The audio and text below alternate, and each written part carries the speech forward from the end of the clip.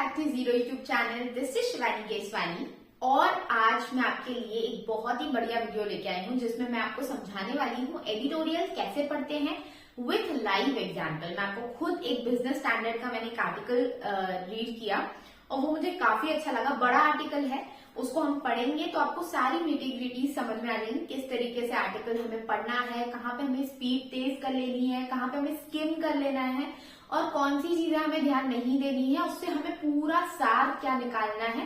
सारी चीजें मैं आपको इस वीडियो में बताने वाली हूँ। इससे पहले मैंने एक क्रिटिकल रीजनिंग पे भी एक वीडियो डाला था जिसमें मैंने आपको एग्जांपल्स के थ्रू समझाने की कोशिश की और वो काफी सारे लोगों को पसंद आया। हालांकि देखा कम लोगों ने, क्योंकि क्रिटिकल रीजनिंग से भाई हम बहुत डरते हैं, तो डरते हैं लोग इसीलिए, लेकिन जिन्होंने देखा उन्होंने कमेंट किया कि बहुत अच्छा समझाया और इसीलिए मैं आपके लिए ये वीडियो भी लेके आई, क्योंकि आप लोगों ने बहुत सारे वीडियोस में ये डिमांड करके रखा है मैम एडिटोरियल पढ़ के बता दो, एडिटोरियल पढ़ के बता दो। हालांकि रेगुलरली क्लासेस लेना पॉसिबल नहीं हो पाता है, बट इस क्लास में मैं आपको सारी चीजें समझा दूंगी। आपको एडिटोरियल से रिलेटेड हर एक क्वेश्चन आपका सॉल्व हो जाएगा। So let's get started without any further delay.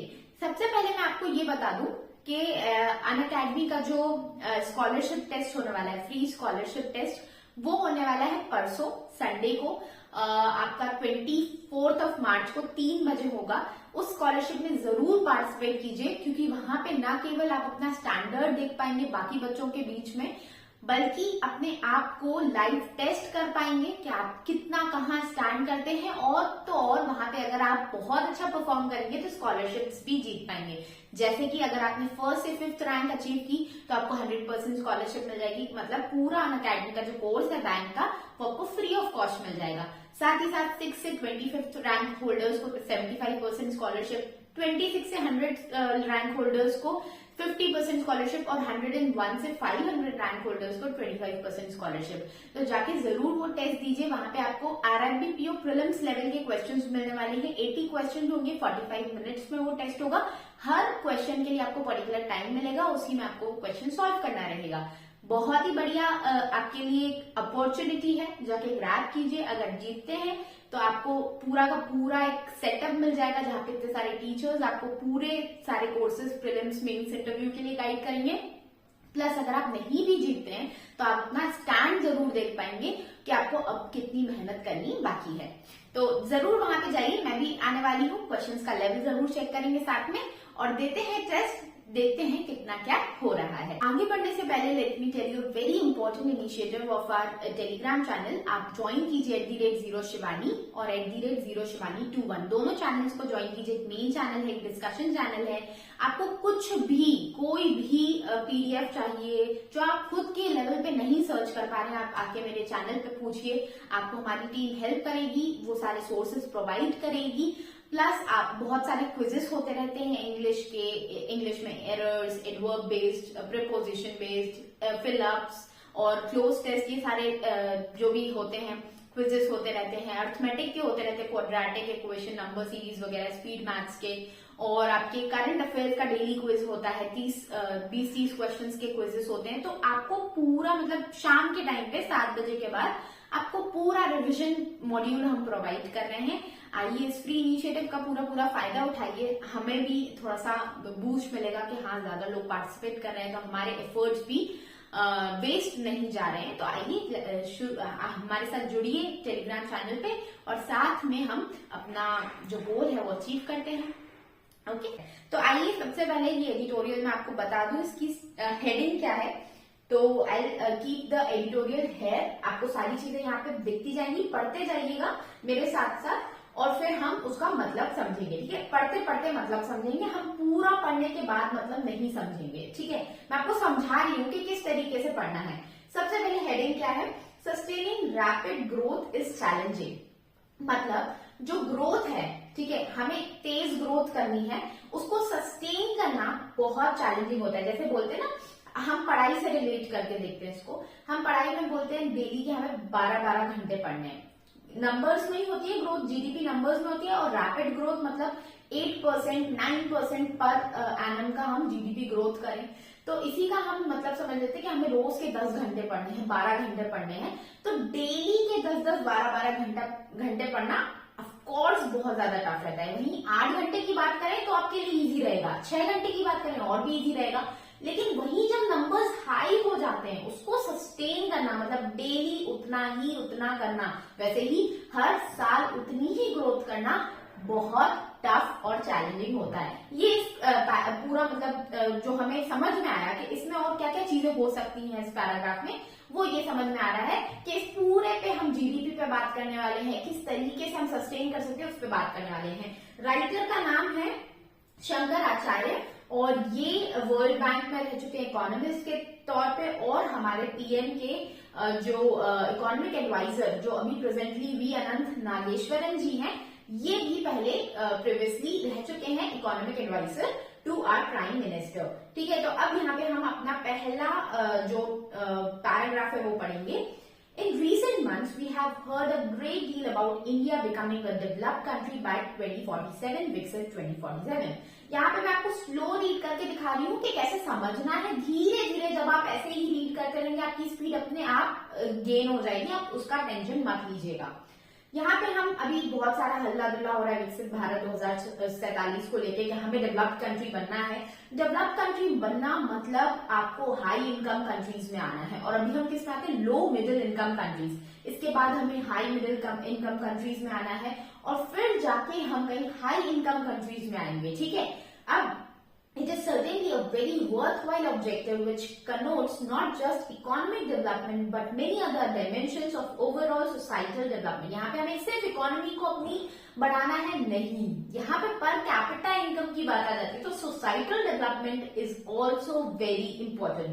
ठीक है, even with in the narrow dimension of economic development, अगर सिर्फ इकोनॉमिक डेवलपमेंट की भी हम बात करें जो कि बहुत नैरो कंसेप्ट है, there is much debate and ambiguity about what constitutes a developed economy। तो बहुत ambiguity है यार कि क्या developed economy का मतलब क्या है, क्या इकोनॉमी के टर्म्स में क्या होता है, डेवलप्ड इकोनॉमी क्या होती है, कैसी होती है, तो ambiguity बहुत ज्यादा है। एक नंबर दे दिया कि इतना पर कैपिटा अगर आपका आ जाता है तो आप डेवलप्ड कहला जाते हो, लेकिन उसको अचीव करना, बहुत सारे डिमेंशंस को एक्सप्लोर करने जितना चैलेंजिंग होता है।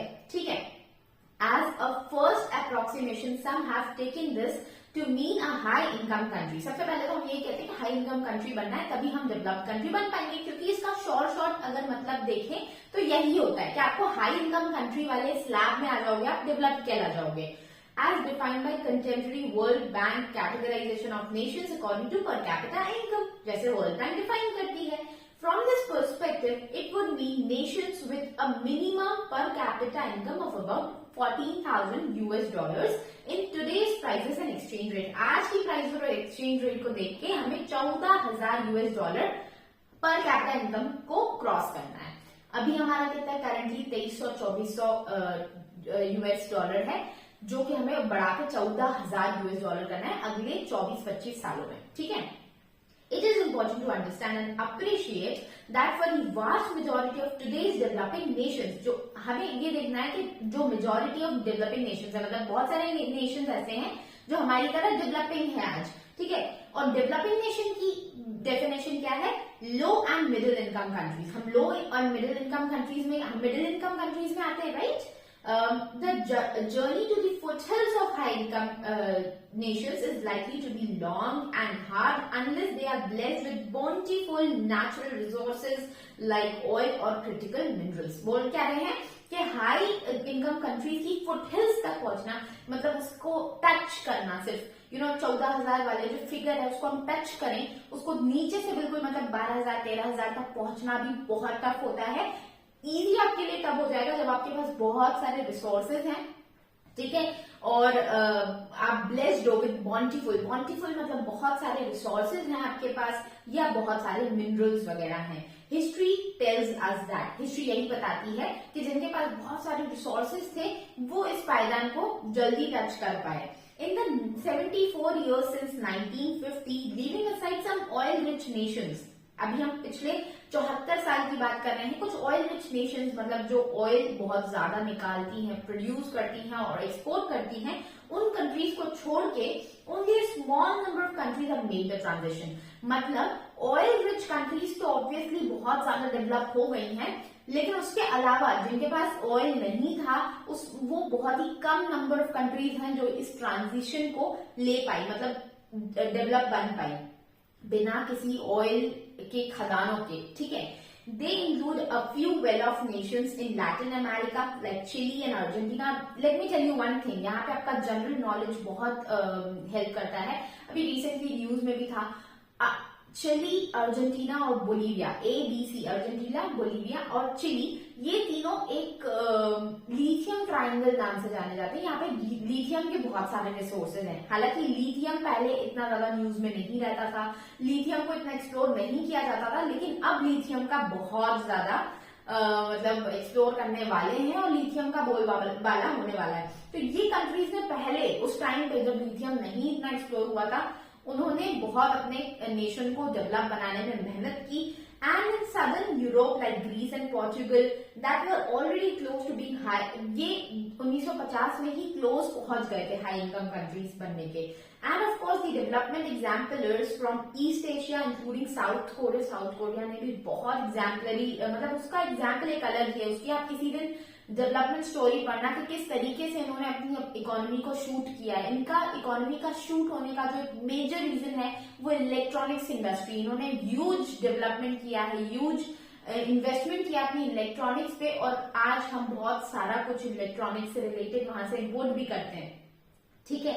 ताइवान, ऑफ कोर्स ताइवान का सेमीकंडक्टर, चिप्स, इन चीजों में नाम आता ही रहता है। सिंगापुर से भी हम काफी सारा इन्वेस्टमेंट लेते हैं। Malaysia, on the threshold Malaysia, and mighty China की तो बात ही अलग है, ठीक है। वहां पे देखो, हम उन चीजों में नहीं जाएंगे, पॉलिटिक्स में क्या है कैसा है, we are least considered about that thing. Important is what is their model of economy development, उन्होंने कैसे अपनी इकोनॉमी को डेवलप किया, तो वो इसीलिए इनको माइटी चाइना बोल रहे हैं कि किस तरीके से इतनी बड़ी कंट्री। देखो यहाँ पे दिक्कत क्या आती है कि आप जितने ज्यादा वास्ट हो, आप जितने ज्यादा बड़ी हो, आप साइज में जितनी बड़ी इकोनॉमी होती है उसको डेवलप करना उतना ज्यादा टफ होता है, क्योंकि आप सबको एक साथ लेके चलना इज वेरी टफ। हालांकि China is like not a fully democratic country, of course वहां पे थोड़ा उनका इजी पड़ता है, लेकिन एक डेमोक्रेटिक कंट्री इंडिया, इसको develop banana is a very challenging task, ठीक है। It is this last category that has really demonstrated the capacity and tenacity for sustained rapid economic development over 2 to 3 decades, और यही countries जिनका मैंने last में नाम लिया, इन्होंने 2 से 3 दशकों में बहुत बढ़िया रैपिड इकोनॉमिक और सस्टेन करके रखा है। इन्होंने रैपिड तो किया है इकोनॉमिक डेवलपमेंट के, जीडीपी नंबर्स बहुत अच्छे थे, सालाना ग्रोथ बहुत अच्छी थी, प्लस उन्होंने सस्टेन भी किया, मतलब बहुत सालों तक उनका वही इकोनॉमिक ग्रोथ रहा, which all other developing nations need to emulate करना, मतलब कॉपी करना, ठीक है। कॉपी करना चाहिए दूसरे डेवलपिंग नेशंस को इनके मॉडल्स देख के। द डॉन्टिंग चैलेंज, डॉन्टिंग मतलब वास्ट, डरावना, ऐसा challenge faced by poor countries is sustaining rapid economic development were brought home to me early in my career as a professional economist in World Bank। जब ये world bank में 1970, अब ये ना world bank में अपने किस्से बताएंगे कि जब ये वर्ल्ड बैंक में थे तो ये अलग अलग कंट्रीज में जाते थे, तो वहां पे उन्होंने क्या देखा, क्या क्या सीखा, वो सारी चीजें हम देखने वाले हैं। माई फर्स्ट इकोनॉमिक मिशन जो इनका था वो था सूडान में, सूडान भी बोलते हैं, 1971। ड्यूरिंग माई 6 वीक्स थे, वहां पे 6 हफ्तों के लिए थे। पॉसिटी ऑफ कैपिटल, पॉसिटी मतलब बहुत ही ज्यादा कम, कोई चीज कम होना, ठीक है, किसी चीज की कमी होना, दैट इज कैपिटल की कमी, स्किल्स की, टेक्नोलॉजी की, एंटरप्रेन्योरशिप की, और साथ ही साथ पीस और सिविल ऑर्डर की भी कमी। तो ये सारी चीजें जब एक साथ बिगड़ी हुई है ना, अब देखो जैसे हमारे यहाँ अगर हम बात करें, कैपिटल की कुछ इतनी ज्यादा कमी नहीं है, अच्छा खासा कैपिटल है, थोड़ी बहुत स्किल्स भी है, टेक्नोलॉजी भी है थोड़ी बहुत। सबसे मेजर इंपॉर्टेंट चीज जो होती है वो है peace and civil rest, unrest जो होता है बहुत सारी कंट्रीज में, सूडान है तो यहाँ पे सिविल अनरेस्ट चलता ही रहता है। सिविल अनरेस्ट मतलब कंट्री में कुछ ना कुछ वॉर और इंटरनल डिस्टर्बेंसेस वाली कंडीशन बनी हुई है। तो ये सब क्विकली अपरेंट, मतलब क्विकली मुझे पहली नजर से ही दिख गया कि ये सारी कमी है इस इकोनॉमी में। The blue and white Niles, वहां से सूडान से ब्लू और व्हाइट नाइल, मतलब एक रिवर का नाम नाइल जो सबसे लंबी नदी है पूरे वर्ल्ड की, वो ब्लू और व्हाइट नाइल भी वहीं से निकलती है। अब सोचो इतना बड़ा जो इतनी लंबी नदी वहां से निकलती है, तो वाटर रिसोर्सेज कितने ज्यादा हुए, और वाटर रिसोर्सेज है तो आसपास फॉरेस्ट भी बहुत ज्यादा होगा, तो मिनरल्स रिसोर्सेज की कमी नहीं है सूडान में, ये कहना चाह रहे हैं, ठीक है। And meeting in the capital Khartoum, Khartoum capital है सूडान की, याद रखो, स्टैटिक क्वेश्चन आ सकता है। Encourage an optimism about Sudan being a nation with long term growth potential, मतलब इससे पता चलता है कि सूडान के पास अच्छा खासा पोटेंशियल है लॉन्ग टर्म ग्रोथ करने का। Well more than 50 years later, अभी 50 years के बाद, मतलब 1971 में गए थे ये, 2020 के बाद अगर इसकी हालत देखी जाए तो it seems that potential remains largely unrealised, मतलब किसी ने एक्सप्लोर ही नहीं किया जो पोटेंशियल सूडान में था, ठीक है। With decades of long and bloody civil wars and the cessation of South Sudan taking their heavy toll, तो वहां पे बहुत ज्यादा मारपीट, वॉर, ये सारी चीजें होती रही, इस वजह से वहां पे डेवलपमेंट हो ही नहीं पाया, जिस लेवल का डेवलपमेंट वहां हो सकता था वो नहीं हो पाया, ठीक है। For 2023, Sudan's per capita income was estimated at a little over $500, सिर्फ $500 पर कैपिटा इनकम है। अब सोच के देखो, हमारे इंडिया में जब 2300 डॉलर हमारी जो पूरी सालाना है और इनकी $500 है, तो कितना ज्यादा वहां पे गरीबी रहती होगी अभी के टाइम पे, ठीक है। Making it one of the poorest of low income countries, low income में तो जाती है, पुअरेस्ट भी है ये, ठीक है। A few days ago, the UN warned that 5 million people, वहां के 50 लाख लोग could slip into catastrophic food insecurity, मतलब बहुत ही बुरी फूड इनसिक्योरिटी में ये स्लिप होने वाले हैं यहाँ के 50 लाख लोग in the coming few months, कुछ ही महीनों में।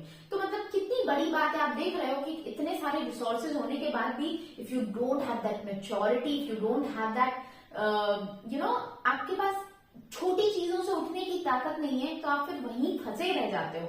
इसको आप अपने जो पढ़ाई करते रहते हो ना, उससे भी आप जोड़ के देख सकते हो कि किस तरीके से जब हम इन्हीं चीजों में फंसे रह जाते हैं, छोटी छोटी चीजों में, कि उसने मुझसे ये कर दिया, उसने मुझे वो बोल दिया, मेरे आस पड़ोस वाले ऐसे हैं वैसे हैं, तो आप कभी ऊपर नहीं उठ पाते हो, आप ज्यादा ऊपर तक नहीं जा पाओगे, ज्यादा एक क्लर्क बन जाओगे या पीओ बन जाओगे, उससे ऊपर नहीं उठ पाओगे कभी भी आप अपने डेवलपमेंट के ऊपर ध्यान नहीं दे पाओगे जब तक आप इन छोटी छोटी चीजों में उलझे रहोगे।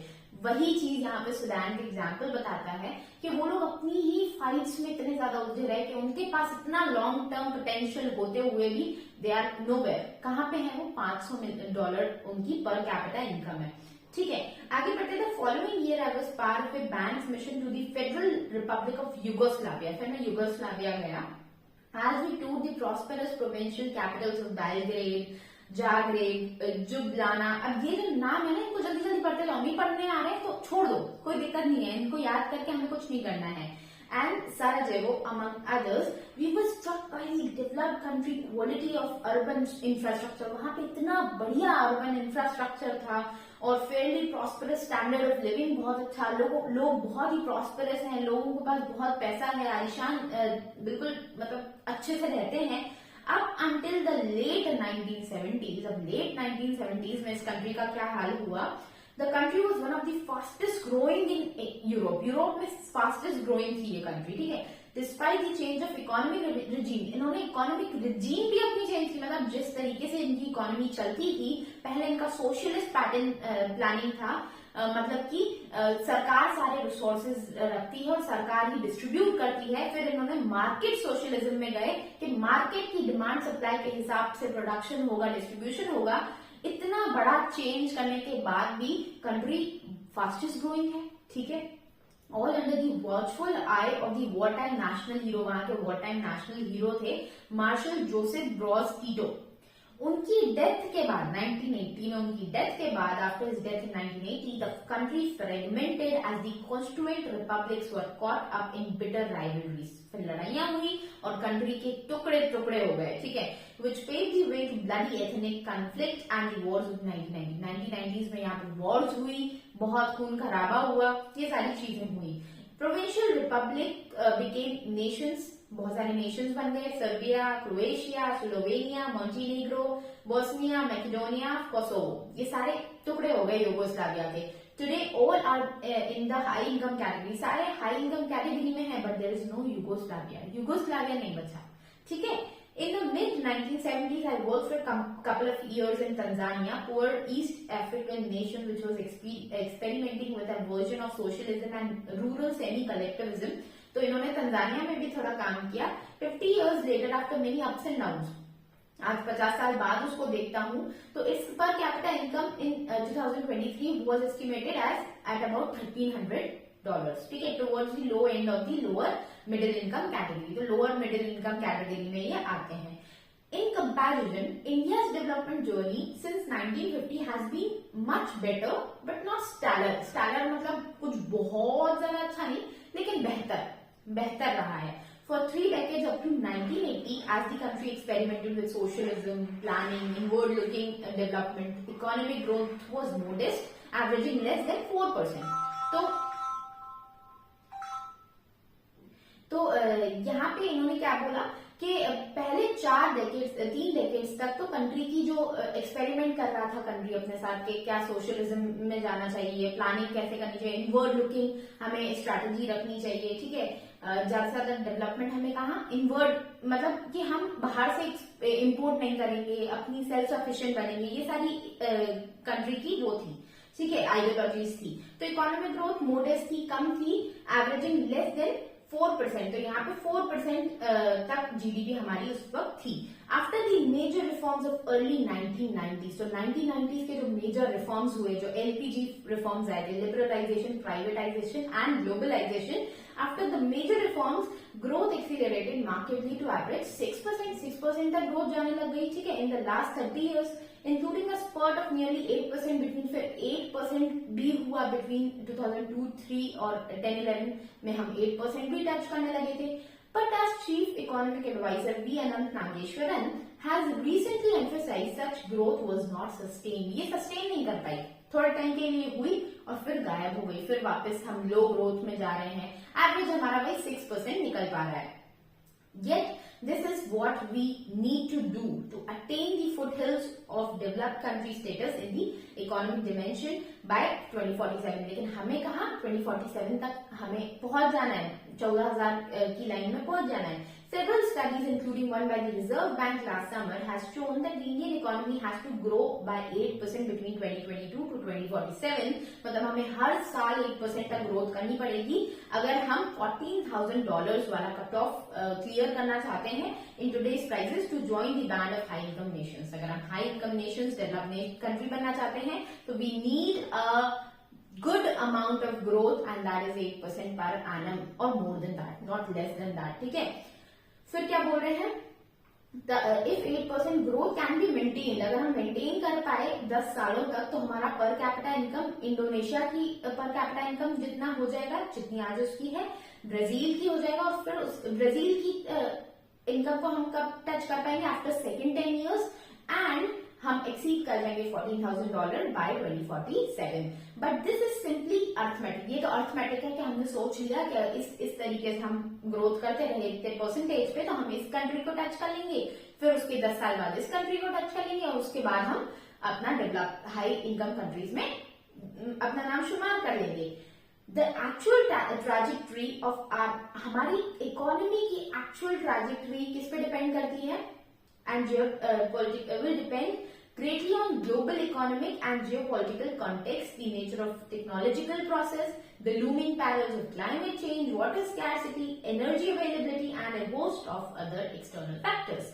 तो लेकिन हमें अगर इतनी सारी ग्रोथ करनी है तो हमें बहुत सारे फैक्टर्स को देख के चलना पड़ेगा, जैसे कि ग्लोबल इकोनॉमिक सिचुएशन कैसी है, कोई शॉक तो बाहर से नहीं आ रहा है, कहीं वॉर हो रही है, कहीं कुछ हो रहा है, तो उसकी वजह से हमारी इकोनॉमी पे भी फर्क पड़ेगा. जियोपॉलिटिकल कंडीशंस कैसी हैं, टेक्नोलॉजी में हम कितना प्रोग्रेस कर रहे हैं और क्लाइमेट चेंज के कितने ज्यादा डेंजर्स हम पे मंडरा रहे हैं. लूमिंग मतलब मंडराना, वाटर स्कैर्सिटी, पानी की कमी, एनर्जी अवेलेबिलिटी, हम कितने और सोर्सेज को एक्सप्लोर कर पा रहे हैं जिससे कि हम एनर्जी में सेल्फ सफिशिएंट हो पाए और प्लस हम सस्टेनेबल मीन्स सर्च कर पाए जिससे कि हम रिन्यूएबल सोर्सेज पे ज्यादा फोकस कर पाए और host of other external factors. अब लास्ट पैराग्राफ बचा. अब देखो धीरे धीरे हमने क्या देखा कि पहले एक इंट्रोडक्शन था, फिर बॉडी थी, कई सारे फैक्ट्स फिगर्स बताए, कई सारे कंट्रीज का एग्जाम्पल दिया और फिर हमने लास्ट में कंक्लूजन दिया. ऐसा ही होता है एक बढ़िया डिस्क्रिप्टिव आंसर, जहां पे आप शुरुआत करते हो इंट्रोडक्शन से, थोड़ा बहुत एक ऊपर का पूरा बता देते हो कि ये चीज हम इस पूरे पैराग्राफ में कवर करने वाले हैं, तो सामने वाले को इंटरेस्ट आएगा कि आगे भी पढ़ता हूं मैं और क्या क्या है। फिर आपने बॉडी में तरीके के फैक्ट्स फिगर्स बताए, ये चीजें हो रही हैं, दूसरी चीजों का एग्जाम्पल दिया, जिससे कि हमारा खुद का क्वेश्चन और ज्यादा स्ट्रेंथन हो पाए। लास्ट में आपने कंक्लूजन बता दिया, बिल्कुल परफेक्ट एडिटोरियल है ये, ठीक है। Above all our long term economic performance will depend on the quality and strength of our economic and social policies across all dimensions. मतलब हमारी कैसी पॉलिसीज हैं उस पर भी डिपेंड करेगी हमारी growth, including fiscal and financial management. हम कैसे, फिस्कल मतलब हमारा जो एक्सपेंडिचर और जो हमारा रेवेन्यू है गवर्नमेंट का, फाइनेंशियल मैनेजमेंट जो आरबीआई के हाथ में है, फॉरेन ट्रेड जो डीजीएफटी के हाथ में है, economic and health, employment, industry, agriculture, infrastructure, urbanisation and overall governance, law and justice. तो ये सारी चीजों में मतलब हर एक डायमेंशन में हम तरीके वाली पॉलिसीज बनाते हैं, उनको इम्प्लीमेंट करते हैं, तब जाके हमारी ग्रोथ वहां तक हो पाएगी, ठीक है। History has shown that sustained rapid economic development is a hugely complex and arduous enterprise.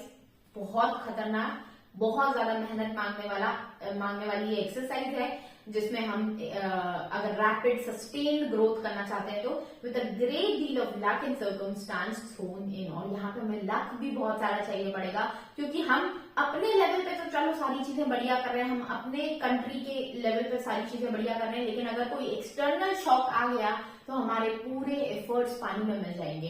इसलिए थोड़ा बहुत लक भी हमें चाहिए रहेगा।